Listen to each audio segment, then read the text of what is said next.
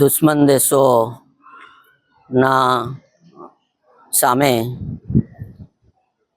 પોરબંદર જિલ્લાની અંદર operation shield હેઠળ દુશ્મનો એટેક કરે એના સંદર્ભમાં આજરોજ પોરબંદર જિલ્લામાં કોસ્ટગાર્ડ રેસિડેન્શિયલ એરિયાની અંદર એક મોક ડ્રીલનું એર સ્ટ્રાઇક ડ્રોન એટેક કરવામાં આવ્યો. તેના સંદર્ભમાં મોક ડ્રીલ કરવામાં આવેલ છે. આ સંદર્ભે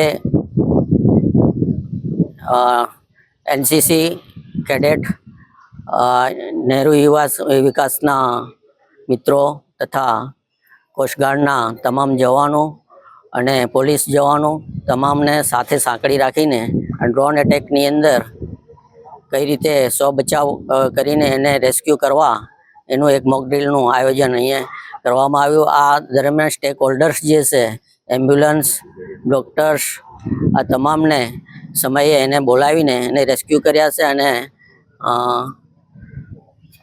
યોગ્ય જગ્યાએ એમને રેસ્ટ રૂમની અંદર શિફ્ટ કરવામાં આવ્યા છે અને સમયસર જે રેસ્ક્યુ કરેલ દર્દીઓ જે છે એમને ત્યાં ઓપરેટ કરીને એની સારવાર આપવામાં આવી રહેલ છે.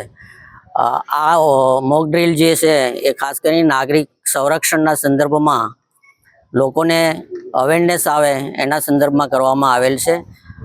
આજરોજ સાંજે પોરબંદર જિલ્લામાં સાંજે બ્લેકઆઉટ પણ 8 થી 8:30 દરમિયાન રાખવામાં આવેલ છે. તેમાં તમામ નાગરિકોને એમાં સહકાર આપવા જણાવવામાં આવે છે અને વધુમાં વધુ આમાં સામેલ નાગરિકો થઈને આપણા પોરબંદર જિલ્લામાં બ્લેકઆઉટ થાય એને સહકાર આપવા હું અપીલ કરું છું.